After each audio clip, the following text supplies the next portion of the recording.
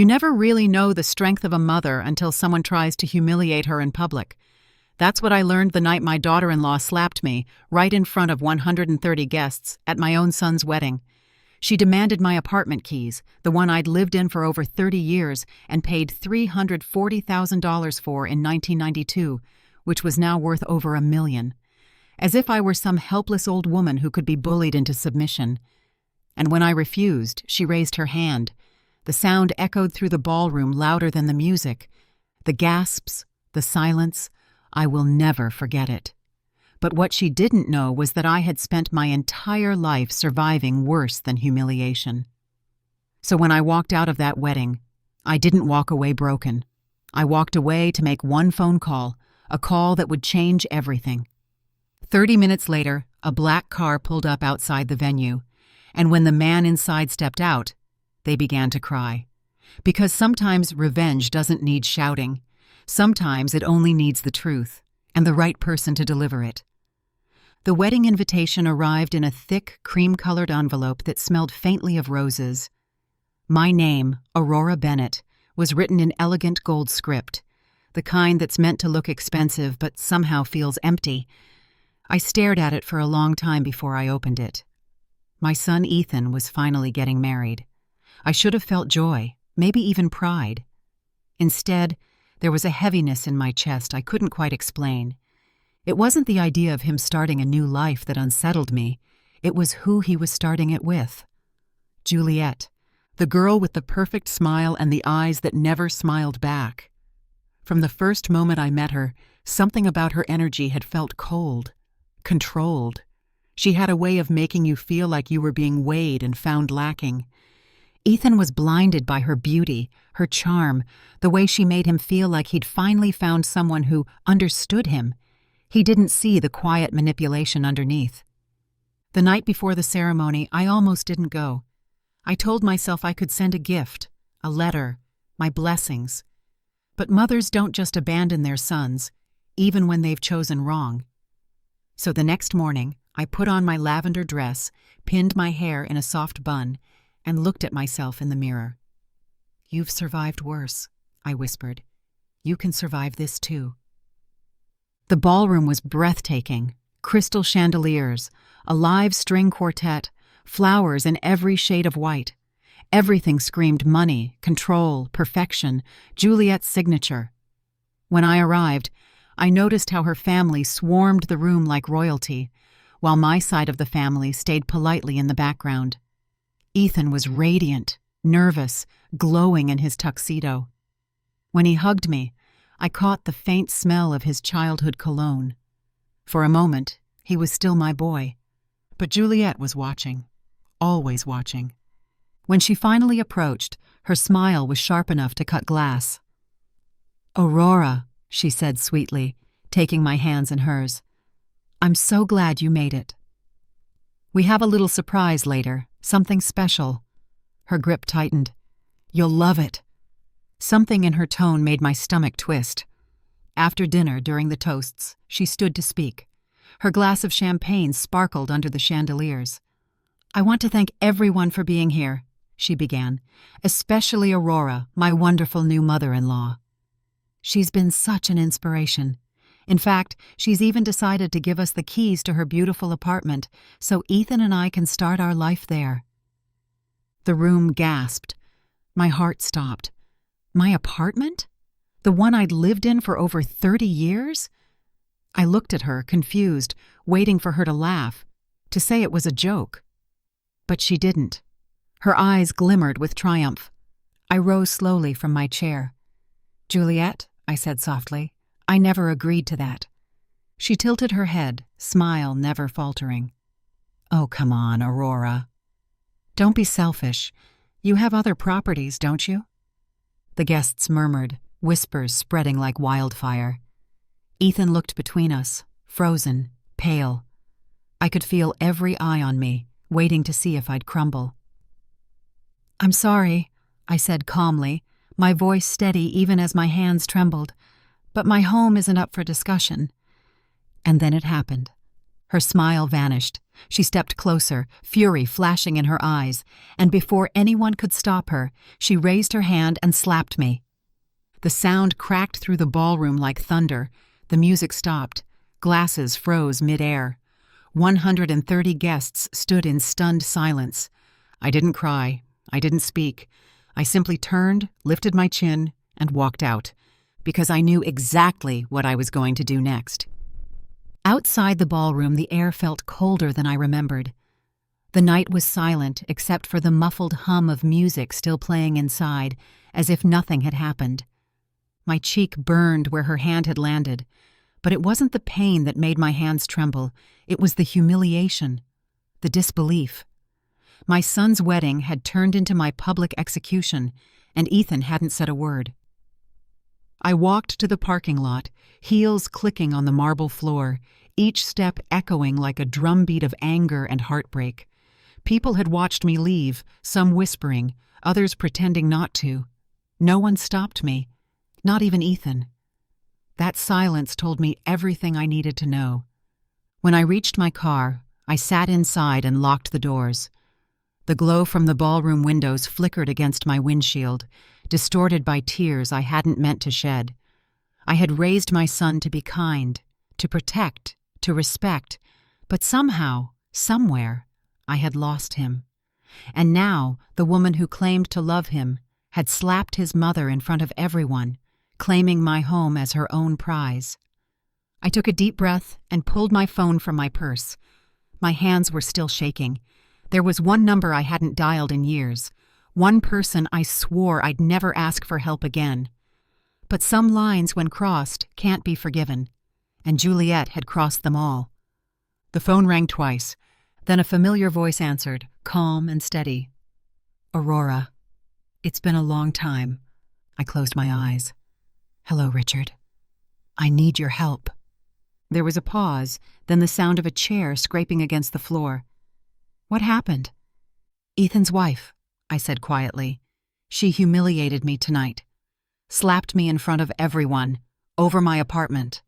He didn't respond immediately. When he finally spoke, his tone had hardened. "Text me the address." I hesitated. "You don't have to." "I'll be there in 30 minutes, he said, and hung up. I sat there, staring at the phone, heart pounding. Richard Hayes, my late husband's closest friend and my former attorney. He was the kind of man whose presence alone could shake a room. We hadn't spoken in years after a falling out that left old wounds. But tonight, pride had no place. Tonight, I needed truth and protection. 30 minutes felt like hours. I could see guests stepping outside, murmuring, glancing toward the parking lot. I didn't move. I let the anger settle, let the shame melt into something stronger, resolve. Then, at exactly 9:30, a sleek black car pulled up beside mine. The driver's door opened, and Richard stepped out, his tall frame backlit by the golden lights from the venue. His silver hair caught the wind, his expression unreadable but firm. He hadn't changed much, still carrying that quiet authority that made people instinctively lower their voices. When he saw me, he gave a small nod. "Stay here," he said simply, then started toward the ballroom doors. Through the glass, I could see the chaos still brewing inside. The music had stopped again, clusters of guests whispering, the bride's white dress now a blur of agitation. And then Richard entered. Even from where I sat, I could feel the energy shift. Heads turned. People recognized him. Juliet froze.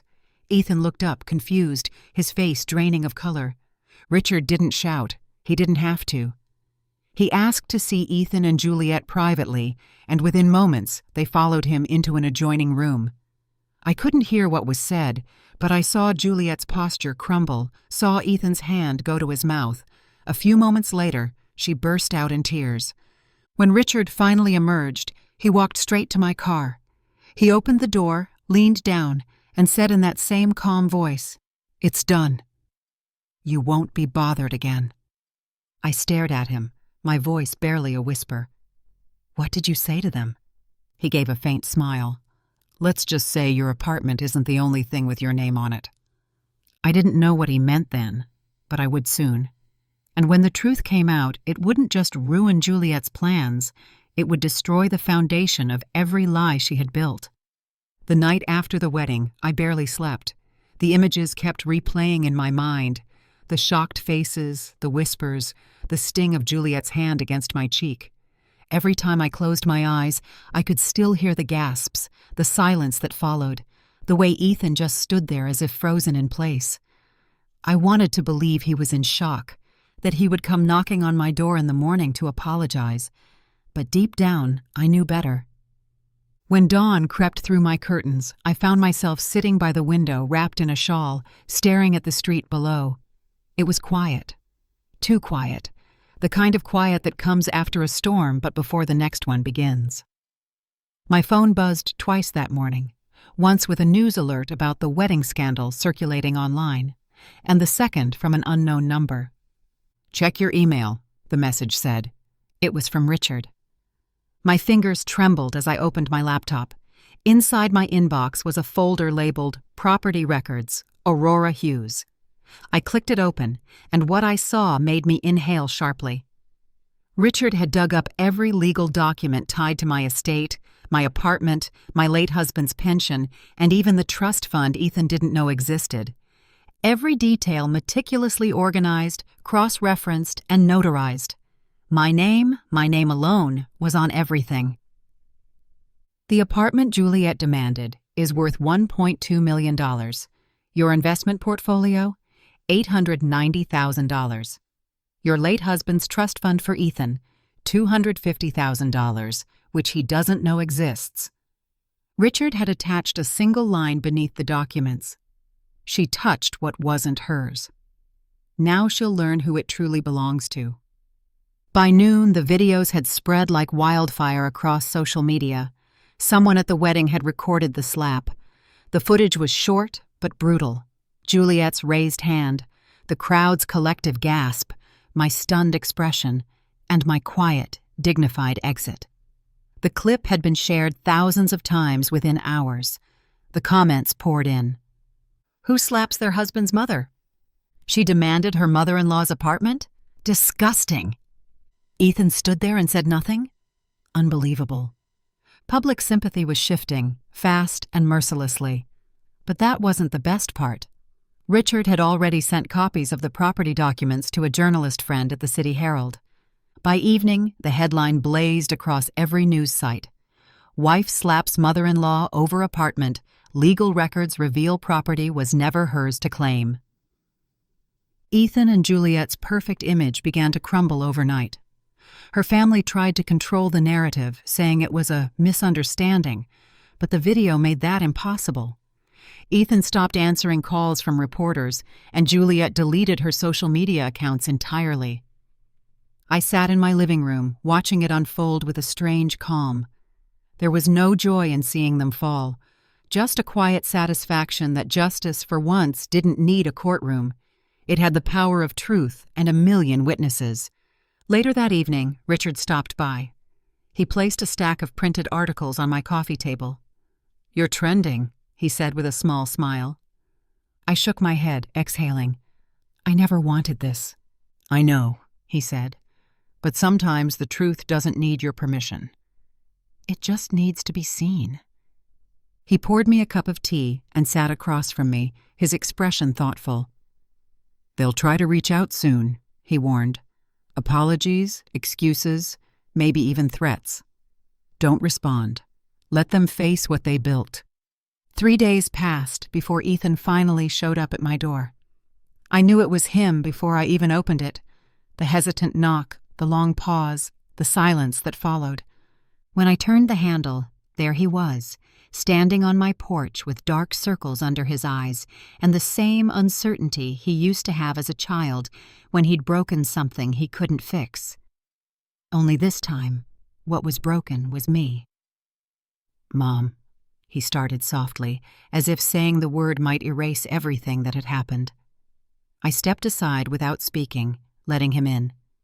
He looked around the apartment, eyes lingering on the framed photos of us, his childhood birthdays, school graduations, the wedding portrait of his father and me. It was as if he was remembering a life he'd left behind. He sat down slowly on the couch, his voice low. Juliet's not doing well. She's been getting hate online. People are calling her names, sending threats. I crossed my arms, my tone calm but firm. Actions have consequences, Ethan. She humiliated me in front of everyone. You let her. He winced, rubbing his hands together.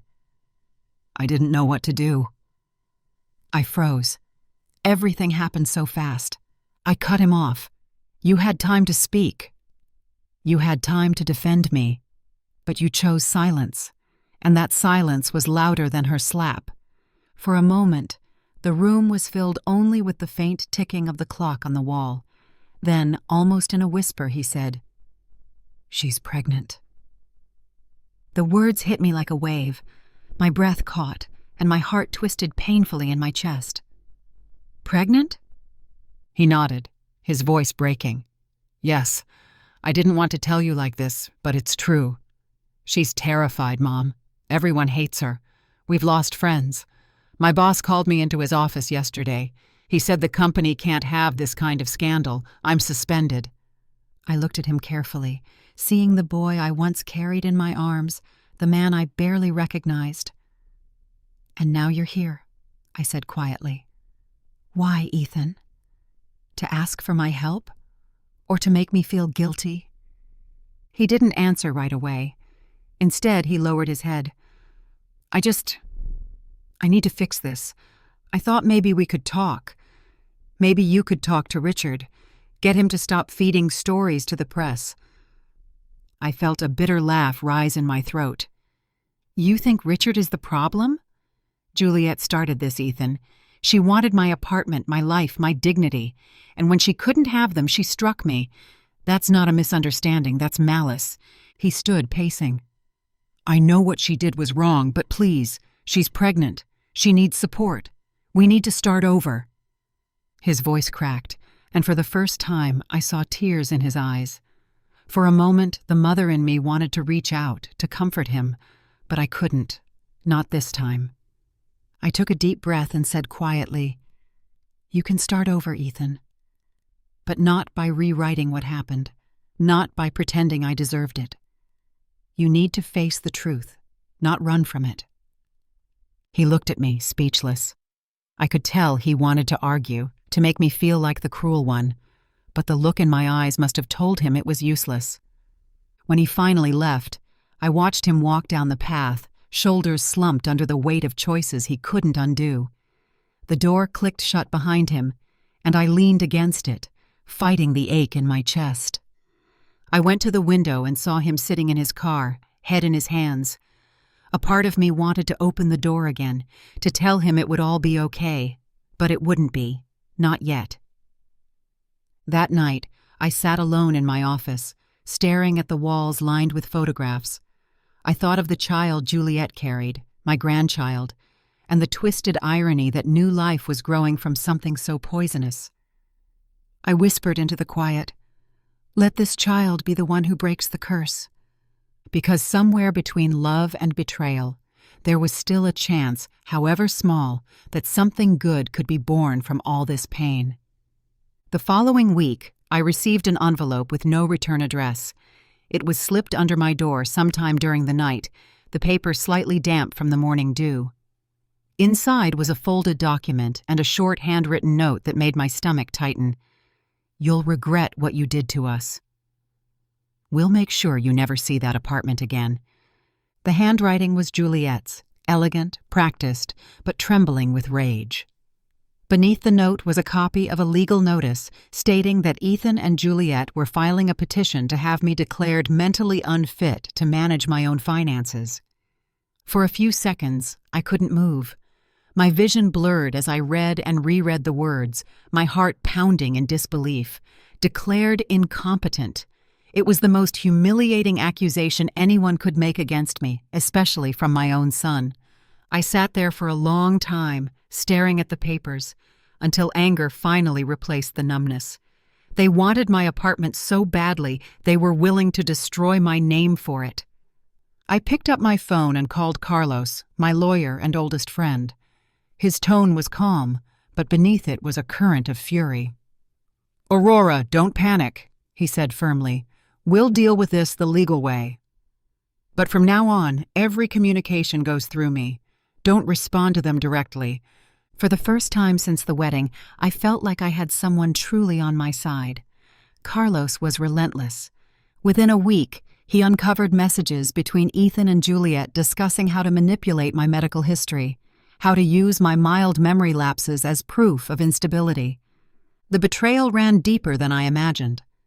They were building a case against me, using my age as their weapon. The day of the preliminary hearing, I walked into the courthouse with my head held high. Cameras flashed outside. Reporters had caught wind of the story from the viral wedding video. They shouted questions, their voices echoing through the marble halls. "Mrs. Hughes, is it true your son is suing you? Do you have anything to say to your daughter-in-law?" I said nothing. The truth didn't need defending yet. It just needed time to speak. When I entered the courtroom, Ethan was already seated beside Juliet. She wore a modest dress, her hair pulled back to appear demure, but her eyes gave her away, cold, calculating. Ethan looked exhausted, older somehow. When our eyes met, he looked away. The judge entered and the session began. Their lawyer, a sharp-tongued woman in her 40s, spoke first. "Your Honor, my clients are deeply concerned about Mrs. Hughes's declining mental state. They only want to ensure her safety and the proper management of her estate." I sat perfectly still, my fingers tightening around the folder in my lap. Then Carlos stood. His tone was measured, confident, the kind that cut through lies like glass. "Your Honor," he began, "what my client is experiencing is not mental decline, it's manipulation. We have evidence that this petition is a calculated attempt to seize her property, and the proof," he paused, looking directly at Ethan and Juliet, "comes from their own words."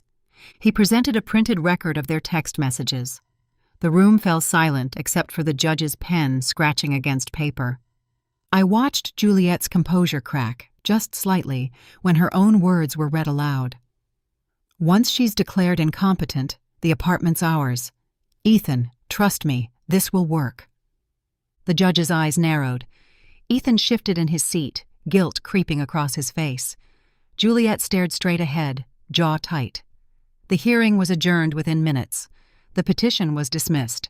The judge called their actions frivolous and abusive, ordering them to pay my legal fees amounting to $12,500 in full.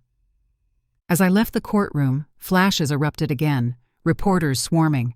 But this time, I didn't hide. I looked straight into one of the cameras and said, "No parent deserves to be punished for growing old." That night, I stood on my balcony, watching the city lights flicker like silent witnesses. The war they'd started had ended, for now, but I knew something deeper had been lost forever. I whispered to the stars, "You wanted my house, Juliet, but you'll never again have a place in my heart." The weeks after the court hearing felt strangely quiet, almost too quiet. It was the kind of silence that follows a storm, not peace, but the fragile calm before something else breaks. I spent my mornings tending to the small balcony garden I'd neglected for months. For the first time in a long while, the sound of the city below didn't make me anxious. I thought maybe, just maybe, the worst had passed. But peace, I would soon learn, is never permanent when greed is still breathing on the other side of the line. A few days later, Joseph, my neighbor and longtime friend, knocked on my door. His expression was serious. "Aurora," he said quietly, holding out his phone. "You should see this." He'd been scrolling through social media when he came across a post from a gossip page. There was a picture of me at the courthouse, looking older than I remembered. The caption read, "Elderly woman ruins son's career after public scandal." The comments were filled with venom. "Ungrateful mother. She probably deserved it. How can someone destroy her own child?" I felt something heavy tighten inside me. They were turning the narrative, painting me as the villain. Juliet had found her next move, public sympathy. She had started posting videos online, her voice fragile and tearful, telling a twisted version of events. In her version, she was the devoted daughter-in-law who had only wanted to protect me from my declining judgment. She spoke of stress, of sleepless nights, of being a target of cruel lies. And the world, as it often does, believed the tears. Within a week, the videos had racked up over 500,000 views. News outlets picked it up. Commentators debated whether I was another bitter parent clinging to control. It was as if the truth had been buried under their performance. For the first time, I understood the true cruelty of manipulation. It wasn't just about stealing what you owned. It was about rewriting who you were. Carlos called that night. "Aurora, they're desperate," he said. "They're trying to salvage their image. But the public's attention doesn't last forever. We stay calm. We don't engage." But I couldn't sleep. I replayed every interview Juliet gave, every headline that distorted my story. My chest ached with a mix of anger and sorrow. She had slapped me once at that wedding, but this was the second slap, delivered not with a hand, but with a lie that millions were now watching. A week later, I received a letter from a television producer. They wanted to invite me on a national talk show to share my side of the story. My first instinct was to refuse. I wasn't a performer. I didn't want my pain dissected for ratings. But then I thought of all the older women who had written to me privately since the scandal broke, women who had been silenced, manipulated, or robbed by their own families. Their stories echoed mine. And suddenly, I knew this wasn't about revenge anymore. It was about truth. That night, I stood in front of the mirror, studying the lines on my face. Each one told a story of survival, of love, of disappointment. I realized I wasn't ashamed of them. Not anymore. When I called the producer the next morning, my voice was steady. "I'll do it," I said, "but on one condition, you let me tell it exactly as it happened. No filters, no scripts, just the truth." As I hung up, I felt something shift inside me. For months I had been fighting to keep my dignity, but now I was ready to fight for something bigger. Not just for myself, but for every person who had ever been silenced by their own family's betrayal. Juliet had her stage. Now it was time for me to take mine. When we arrived, the studio lights blinded me for a moment. A young producer greeted us, overly cheerful in that TV way. "Mrs. Alvarez, we're so honored to have you," she said, guiding me through a maze of cables and cameras. "We'll start with a few pre-show questions." "Just relax. Be yourself. Be myself." I almost laughed at that. For months I hadn't been allowed to be myself. Every headline, every whisper, had painted me into someone I didn't recognize. A bitter, controlling mother who couldn't let go. Now I had to reclaim the woman behind those lies. The show's host, a composed woman named Helena, approached me backstage. "I've seen what's been said about you," she said softly. "If you're ready, I'll make sure you get your say." There was something genuine in her eyes, something that made me believe this might not just be another spectacle. When the cameras rolled, the audience fell silent. Helena began with gentle questions about family, love, and motherhood. I answered carefully at first, but then the memories started spilling out. I spoke about raising my son alone after his father died, about the sacrifices, the long nights, the moments I went hungry so he wouldn't. My voice trembled but didn't break. Then she asked the question I had been expecting. "What happened at your son's wedding?" For a moment, I could hear the faint hum of the studio lights. I took a deep breath and told them everything. The demand for the keys, the slap, the silence that followed, the humiliation that settled over me like a weight I couldn't lift, and finally the phone call I made when I left that hall. Every word felt like ripping off another bandage, painful but freeing. When I finished, the audience didn't move. No one spoke. Then a single person started clapping, Slowly the sound grew until the entire room erupted into applause. I didn't expect it, but I'll never forget it. After the show, Helena came to me backstage. "You did something powerful today," she said. "You reminded people that strength doesn't always shout, it stands." I smiled, a quiet, tired smile. "I just told the truth," I said. But the truth, I would soon find out, had its own way of traveling. Within hours, clips from the interview flooded social media. For the first time, the comments weren't cruel. People were calling me brave. Women shared their own stories of being mistreated by in-laws, of being silenced in their homes. The tide was turning. That night, my phone rang.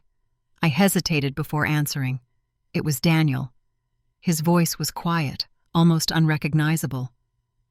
"Mom," he said, "I saw your interview." I said nothing. "You were right," he whispered, "about everything."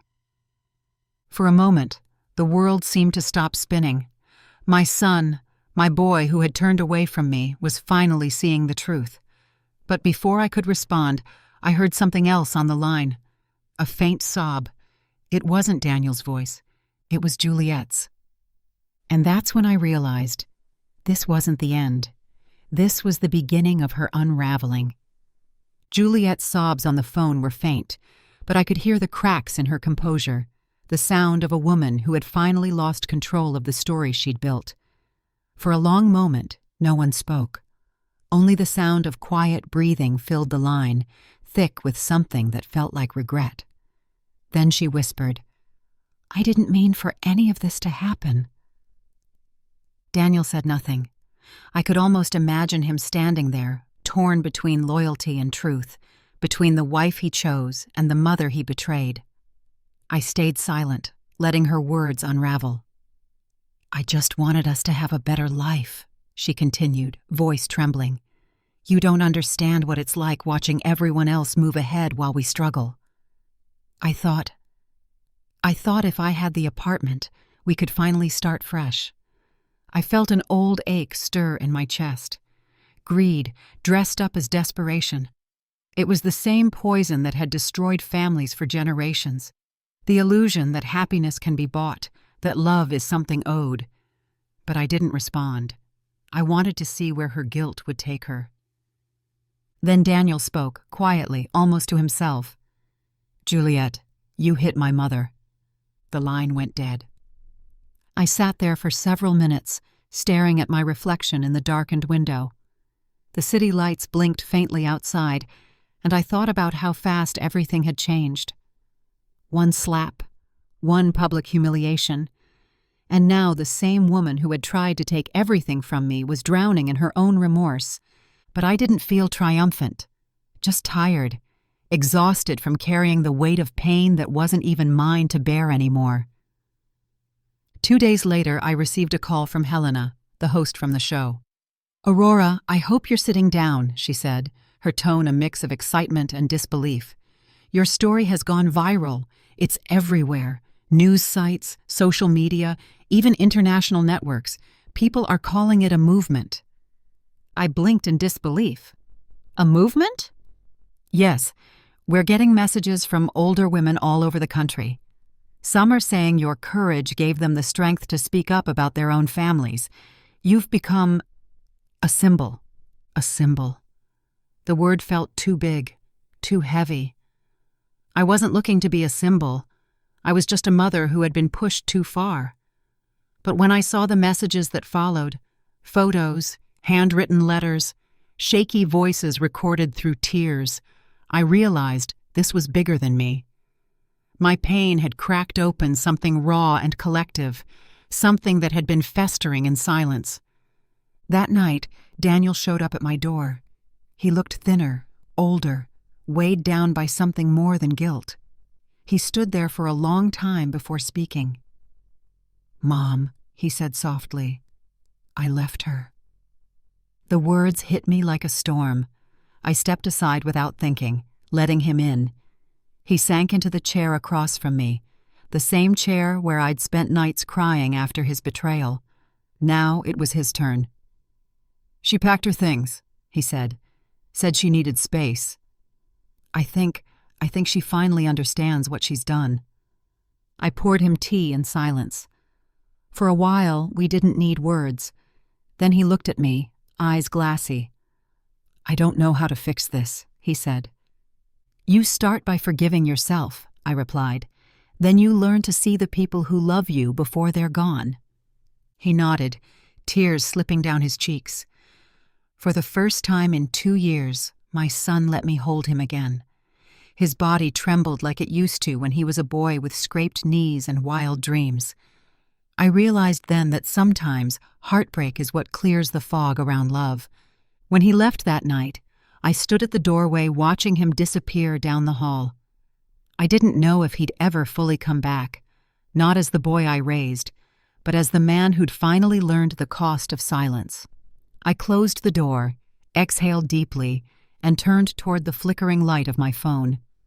Another message had arrived, from an unknown number. It read, "You may have won the world over, Aurora, but you don't know everything."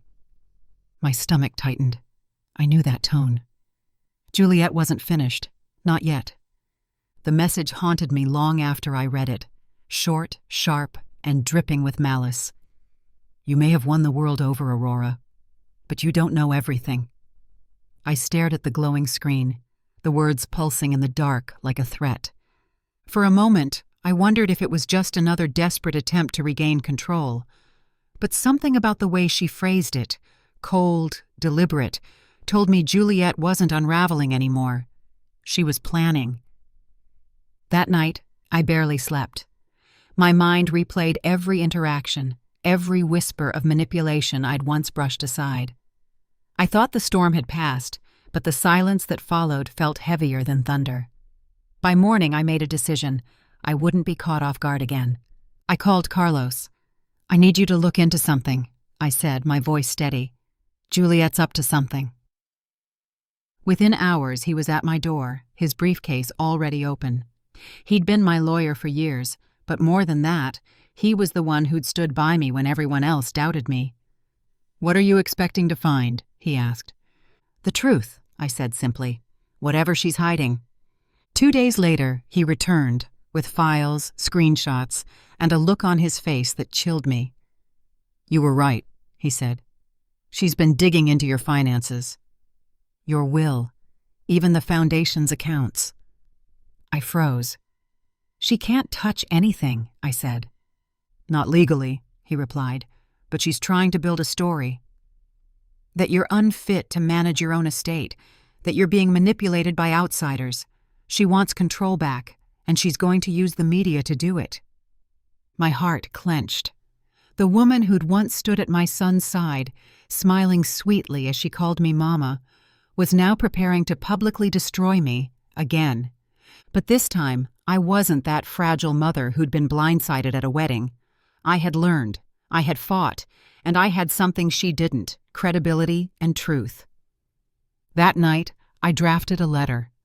Not for Juliet, but for the public. A statement from the foundation, revealing everything we stood for and how our work had already helped hundreds of women escape abuse, financial, emotional, and familial. I attached proof of every donation, every audit, every clean record. By dawn, it was published. Within hours, her plan backfired. The internet turned on her, the same crowd she'd once manipulated. Her lies didn't just crumble, they buried her. And for the first time, I realized she hadn't sent that message to scare me. She'd sent it as a warning, because she knew the truth was about to destroy her first. The night the news broke, the air in my apartment felt different, heavier, charged. I sat by the window, the city lights flickering like restless thoughts, as the television played the words I never imagined hearing aloud. Former couple, accused of attempted fraud and elder coercion in viral inheritance scandal Ethan's name, Juliet's name, both spoken in the same sentence that once would have been mine. For a moment I couldn't breathe. It wasn't joy or vengeance I felt.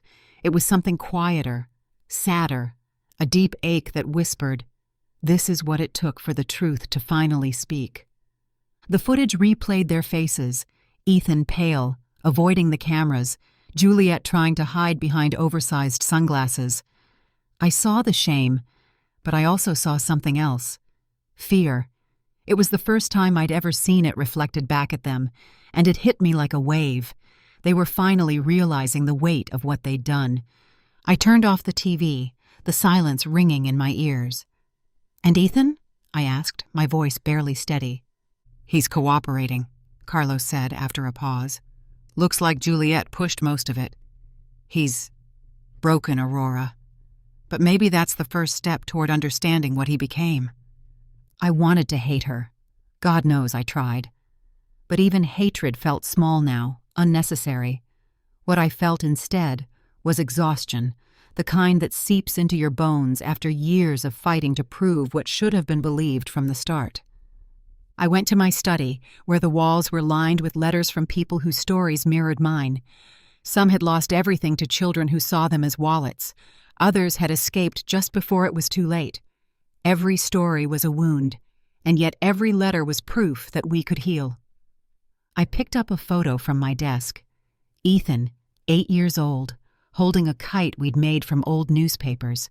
His smile, pure, proud, untainted. That boy would never have imagined this future. I traced his face with trembling fingers and whispered, "What happened to us, my son?" The next morning, reporters waited outside my building, but I didn't run from them this time. I faced them head on. Cameras flashed, microphones stretched forward, and someone shouted, "Mrs. Hughes, do you have a message for your son?" I took a breath and said what had been growing inside me for months. Family doesn't end because truth begins. My door remains open, but not my silence, not my dignity. The crowd quieted. I walked away, feeling the strange calm that comes after surviving a storm that once threatened to drown you. Later that day, I received a message from an unknown number. For a moment, I thought it was another threat, but it wasn't. "Mom, I'm sorry." 2 words. Simple. Fragile. But they broke me in a way the slap never could. I didn't respond right away. I couldn't. I just sat there staring at the message, tears blurring the screen. After everything, the betrayal, the humiliation, the war, I finally had something that felt like peace, not the fairy tale kind, not the one that erases pain, but the kind that grows quietly in the ruins, whispering, "You survived." That night, as I stood on the balcony watching the city breathe below, I realized revenge had never been my victory. Survival was. Dignity was. And for the first time in years, I felt free.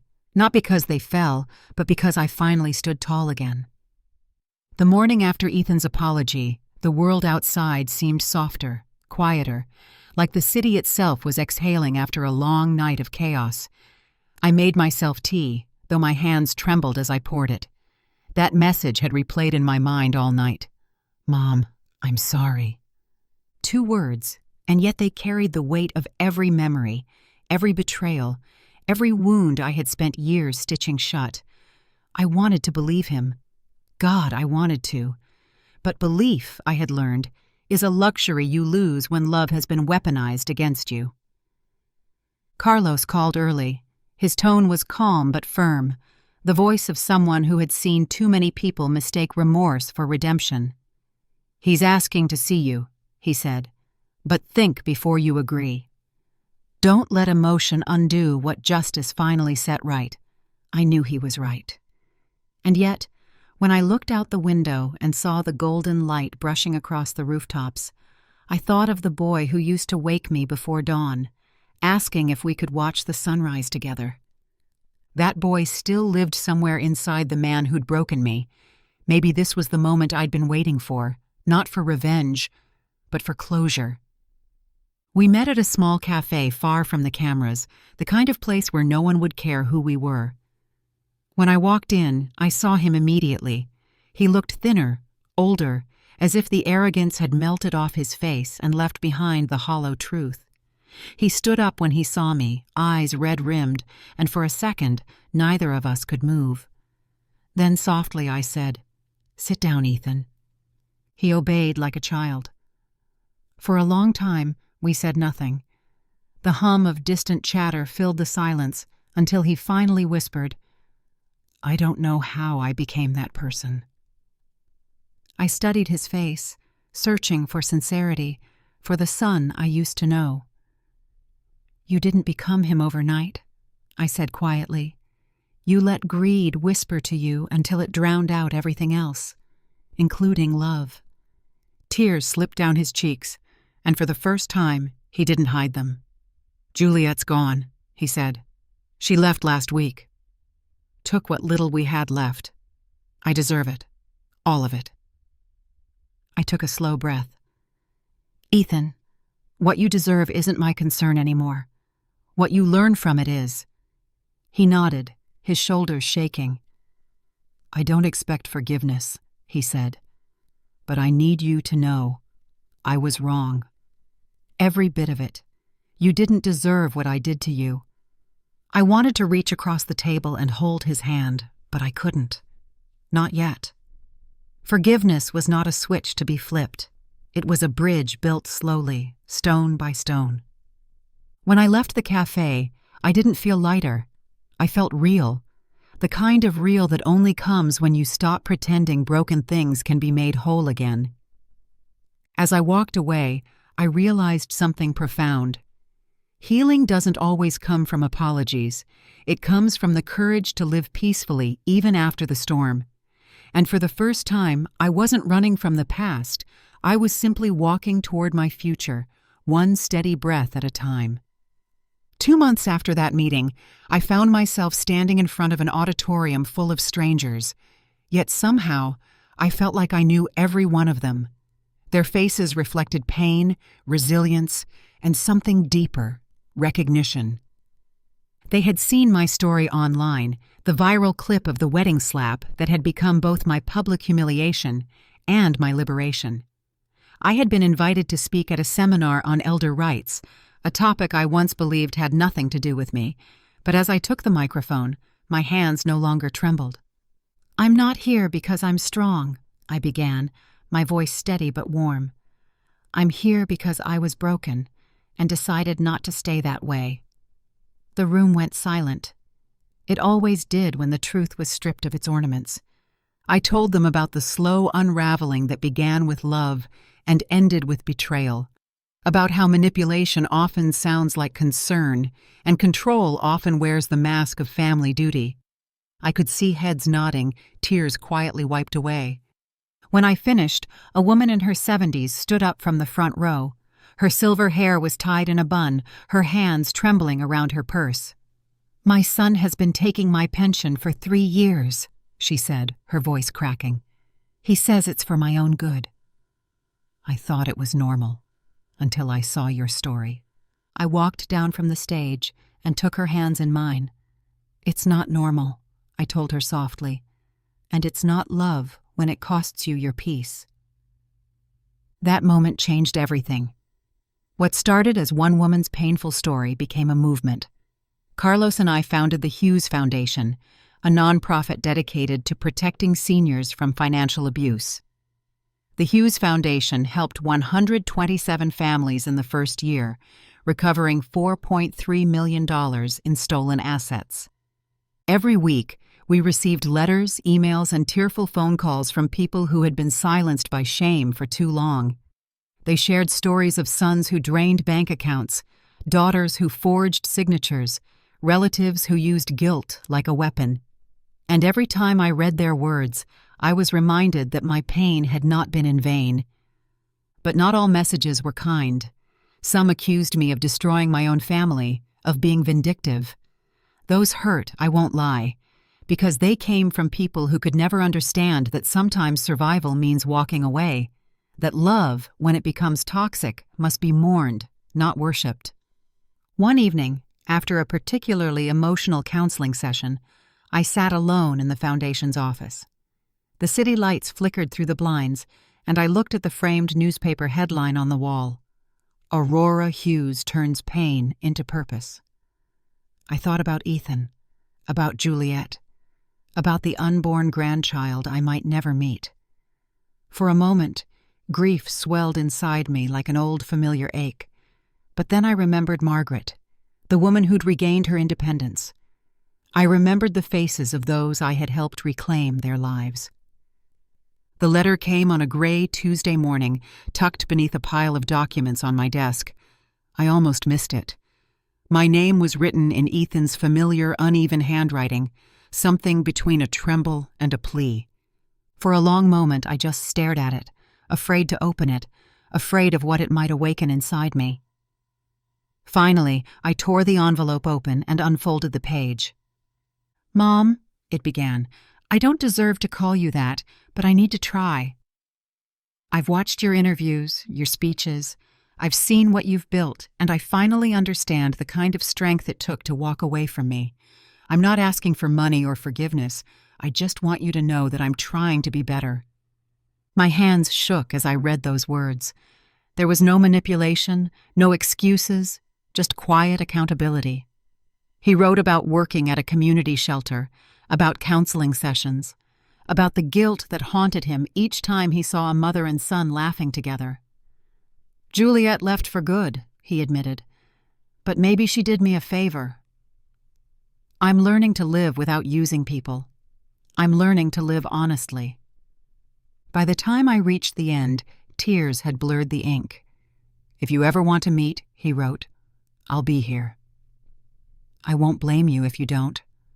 I sat there for a long while, letting the silence wrap around me.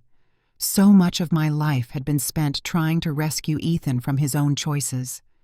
Now, for the first time, he was rescuing himself. And that realization filled me with a bittersweet calm I hadn't known before. That evening, I drove to the edge of the city, where the sea met the horizon. The same place I used to take Ethan when he was little. We'd sit for hours, building castles in the sand, arguing about which cloud looked like a dragon. I parked by the railing and listened to the waves crash against the rocks, each one sounding like an old wound closing. Forgiveness, I realized, wasn't a single act. It was a long, winding road you walk barefoot, bleeding and healing at once. It didn't mean forgetting the past. It meant refusing to let it poison your future. I took out my phone and typed a simple message. "Ethan, I got your letter. I'm proud that you're trying, one step at a time, son." Then I hit send. The reply came an hour later. "Thank you, Mom. That's more than I deserve." I smiled through the tears. Maybe he was right. Maybe he didn't deserve it yet. But grace isn't about what people deserve. It's about giving light to those still learning how to see. As the sun sank into the sea, painting the sky in shades of gold and violet, I whispered to the wind, "We'll be okay." And for the first time in years, I believed it. The night I saw Ethan again, the air carried that uneasy stillness that comes before a storm. I hadn't planned to go. It wasn't in me to reopen old wounds, but something about his letter kept echoing in my head. The shelter he mentioned was small, hidden between two abandoned warehouses, its light flickering like a heartbeat refusing to die. I stood outside for several minutes, watching people come and go, until I finally stepped inside. He was there, sorting through boxes of donated clothes. For a second, he didn't see me. His hair was shorter now, his face leaner, marked by the kind of exhaustion that doesn't come from work alone. When he finally looked up, the air shifted. His eyes, those same storm-gray eyes I once knew so well, widened with disbelief. "Mom?" he whispered, almost afraid the word might break the fragile peace around us. I nodded, unable to speak. Every word I'd rehearsed vanished the moment I saw him. He dropped the clothes and stepped forward slowly, as if approaching a ghost. There was hesitation in every movement, a silent apology in the way he held himself. When he finally stood in front of me, the distance between us was no longer measured in miles. It was measured in years of regret and unanswered prayers. "I didn't think you'd come," he said quietly. "Neither did I replied, "but I needed to see for myself." He looked down, nodding, as though accepting whatever verdict might follow, but as I searched his face, I saw traces of the boy he used to be, the one who once ran through the yard with scraped knees and wild laughter. The darkness hadn't taken that from him completely. Somewhere beneath the guilt, there was still light. "I'm not asking for your forgiveness," he said. "I just wanted to know you were okay." His voice cracked on that last word, and I felt something in me loosen. Forgiveness wasn't supposed to feel like surrender, yet somehow, in that moment, it did. I reached out, hesitated for a heartbeat, then touched his arm. It was enough. "I'm okay," I whispered, "and I think maybe you will be too." For the first time in years, we stood there without the weight of accusation or shame pressing between us. Just two broken people learning how to breathe again. When I finally turned to leave, the rain had started. It was gentle at first, like a baptism, washing the dust and grief from the streets. I glanced back one last time. Ethan was standing at the door, hands in his pockets, watching the storm. There was no dramatic goodbye, no promises of starting over, just a quiet understanding that we had both survived the wreckage. As I walked away that night, the rain mingling with my tears, I realized that love isn't always loud or decorated with grand gestures. Sometimes it's the quiet decision to keep showing up for yourself, even when everyone else has turned their back. It's the steady heartbeat that whispers, "You deserve peace," after years of chaos. I remember standing beneath the streetlight, soaked and trembling, yet strangely free. For the first time in a long while, the air didn't feel heavy. The silence that once terrified me now felt sacred, like the world was giving me permission to start again. In that fragile silence, healing finally began. It didn't come in a rush, nor did it erase the pain overnight. It came in small moments, the morning sunlight touching my window, the first meal I cooked for myself without sadness, the laughter that eventually returned to my voice. Each act of self-kindness was a quiet rebellion against the woman I used to be, the one who believed she had to earn love by enduring disrespect. And that's how everything changed. What began as humiliation in front of 130 guests became the start of my liberation. That slap, which once burned my skin, became the spark that reignited my spirit. This home is now a sanctuary of calm and meaning. The walls no longer echo with betrayal. They hum softly with music, with laughter, with the rhythm of a woman rebuilding herself piece by piece. Every corner now smells of peace and renewal, not resentment. It's where I've learned that surviving is not enough. You must also reclaim your joy. People still ask me if I ever forgave her, if I ever forgave them. I smile, not out of bitterness, but out of understanding. Forgiveness, I tell them, is not a gift you hand to those who wounded you. It's a door you unlock for your own soul. Because holding on to anger is like gripping a blade. The longer you hold it, the deeper it cuts. Letting go doesn't mean pretending it never happened. It means choosing not to let their cruelty script the rest of your life. So yes, I forgave them, but not to make them feel better. I did it so I could finally breathe again. Because in the end, peace isn't given to you by anyone. It's something you build, one healed moment at a time. And that, my dear listeners, is how peace found me, on my own terms. The woman who once stood trembling in that wedding hall no longer lives in the shadow of shame. She has rebuilt her life, brick by brick, truth by truth. The apartment they fought for is still mine, now valued at $1.4 million. But the peace I found? Priceless. Letting go was my greatest act of love, for myself. Because real healing isn't about erasing the past. It's about transforming the pain into power, the tears into wisdom. If you take anything from my story, let it be this. Standing up for yourself may cost you the people who once claimed to love you, but it will return to you something far greater, your peace. If this story touched you, kindly share to your friends and loved ones. See you in the next one.